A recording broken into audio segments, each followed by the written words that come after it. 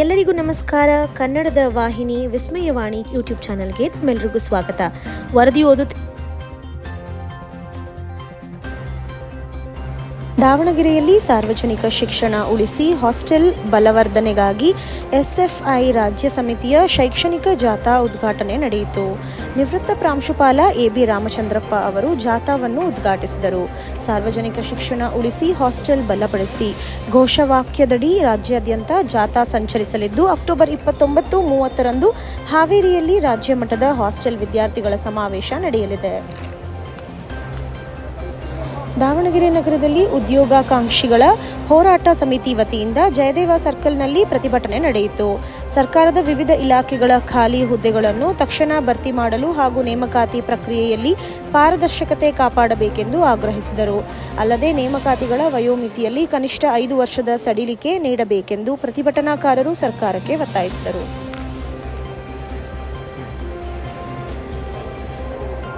ರಾಜ್ಯದಲ್ಲಿ ಗ್ಯಾರಂಟಿ ಯೋಜನೆಗಳಿಂದ ಅಭಿವೃದ್ಧಿ ಕುಂಠಿತವಾಗಿದೆ ಎಂಬ ವಾಸ್ತವಾಂಶವನ್ನು ಆರ್.ವಿ. ದೇಶಪಾಂಡೆ ಬಯಲಿಗೆಳೆದಿದ್ದಾರೆ ಎಂದು ಜೆಡಿಎಸ್ ಯುವ ಘಟಕದ ರಾಜ್ಯಾಧ್ಯಕ್ಷ ನಿಖಿಲ್ ಕುಮಾರಸ್ವಾಮಿ ಹೇಳಿದ್ದಾರೆ. ಸರ್ಕಾರ ಗ್ಯಾರಂಟಿಗಳ ಹೆಸರಿನಲ್ಲಿ ಅಭಿವೃದ್ಧಿಯನ್ನು ಕಡೆಗಣಿಸಿದೆ ಎಂದು ಅವರು ಟೀಕಿಸಿದ್ದಾರೆ. ಮಾಜಿ ಪ್ರಧಾನಿ ಎಚ್.ಡಿ. ದೇವೇಗೌಡರ ಆರೋಗ್ಯ ಸ್ಥಿತಿ ಉತ್ತಮವಾಗಿದ್ದು ಬೇಗ ಗುಣಮುಖರಾಗುತ್ತಿದ್ದಾರೆ ಎಂದರು. ದಾವಣಗೆರೆ ಜಿಲ್ಲೆಯ ನ್ಯಾಮತಿ ಪಟ್ಟಣದಲ್ಲಿ ಮಹರ್ಷಿ ವಾಲ್ಮೀಕಿ ಜಯಂತಿ ಕಾರ್ಯಕ್ರಮವನ್ನು ವಾಲ್ಮೀಕಿ ಸಮಾಜದ ವತಿಯಿಂದ ಆಚರಿಸಲಾಯಿತು. ಶಾಸಕ ಡಿ.ಜಿ. ಶಾಂತನಗೌಡ ಅವರು ಕಾರ್ಯಕ್ರಮದಲ್ಲಿ ಪಾಲ್ಗೊಂಡು ಮಹರ್ಷಿ ವಾಲ್ಮೀಕಿ ಅವರ ಪುತ್ಥಳಿಗೆ ಮಾಲಾರ್ಪಣೆ ಮಾಡಿದರು. ಸಮಾಜದ ಮುಖಂಡರು ಶಾಸಕರಿಗೆ ಸನ್ಮಾನ ಸಲ್ಲಿಸಿದರು. ಈ ವೇಳೆ ಅವರು ವಾಲ್ಮೀಕಿ ಸಮುದಾಯದ ಯುವಕರು ಮಹರ್ಷಿ ವಾಲ್ಮೀಕಿ ಅವರ ಆದರ್ಶಗಳನ್ನು ಅನುಸರಿಸಿ ಸಂಘಟಿತರಾಗಬೇಕು ಎಂದು ಕರೆ ನೀಡಿದರು. ಬಾಗಲಕೋಟೆ ಜಿಲ್ಲೆಯ ರಬಕವಿ ಬನ್ನಟ್ಟಿ ತಾಲೂಕು ಮಾರಾಪುರ ಗ್ರಾಮದಲ್ಲಿ ಘಟಪ್ರಭಾ ನದಿಯ ಸರ್ವೆ ಸಂಖ್ಯೆ 26ರಲ್ಲಿ ಪರ್ಮಿಷನ್ ಇಲ್ಲದೆ ಅಕ್ರಮ ಮರಳು ಸಾಗಾಟ ನಡೆಯುತ್ತಿದೆ. ಇದರ ಪರಿಣಾಮವಾಗಿ ನದಿ ಪಕ್ಕದ ರೈತರ ಹೊಲಗಳು ಹಾನಿಗೊಳಗಾಗುತ್ತಿದ್ದು ಪಂಪ್ಸೆಟ್ ಹಾದಿಗಳು ಮತ್ತು ಸಾರ್ವಜನಿಕರ ಸಂಚಾರಕ್ಕೂ ತೊಂದರೆ ಉಂಟಾಗಿದೆ.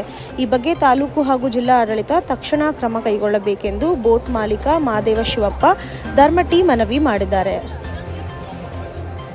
ಗೋಕಾಕದಲ್ಲಿ ಸರ್ವಧರ್ಮ ಫೌಂಡೇಶನ್ ವತಿಯಿಂದ ಮನುಷ್ಯನಿಗೆ ಬೇಕಾದದ್ದು ದಾನವಲ್ಲ ಮಾನವೀಯತೆ ಎಂಬ ಘೋಷವಾಕ್ಯದಡಿ ಜಯ ಕರ್ನಾಟಕ ಸಂಘಟನೆ ನೇತೃತ್ವದಲ್ಲಿ ಸಮಾಜ ಸೇವೆಯ ಸಣ್ಣ ಪ್ರಯತ್ನ ಆರಂಭವಾಗಿದೆ.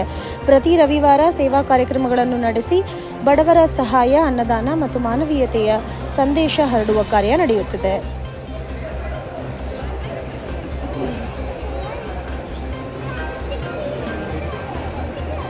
ಮುಖ್ಯಮಂತ್ರಿ ಸಿದ್ದರಾಮಯ್ಯ ಅವರು ರಾಜ್ಯ ಸಚಿವ ಸಂಪುಟ ಪುನರ್ರಚನೆ ಅಗತ್ಯವಿದೆ ಎಂಬ ಸಂದೇಶವನ್ನು ರಾಹುಲ್ ಗಾಂಧಿಗೆ ನೀಡಿದ್ದಾರೆ. ಬಿಹಾರ ಚುನಾವಣೆಯ ನಂತರ 12 ಮಂದಿಯನ್ನು ಸಚಿವ ಸಂಪುಟದಿಂದ ಹೊರಗೆ ಮಾಡಿ ಹೊಸ ಮುಖಗಳಿಗೆ ಅವಕಾಶ ನೀಡುವ ಸಾಧ್ಯತೆ ಇದೆ. ಸರ್ಕಾರಕ್ಕೆ ಹೊಸ ಇಮೇಜ್ ತರಲು ಹಾಗೂ ಕಾಂಗ್ರೆಸ್ ಪಕ್ಷವನ್ನು ರಾಷ್ಟ್ರ ಮಟ್ಟದಲ್ಲಿ ಬಲಪಡಿಸಲು ಈ ಕ್ರಮ ಕೈಗೊಳ್ಳಲಾಗುತ್ತಿದೆ.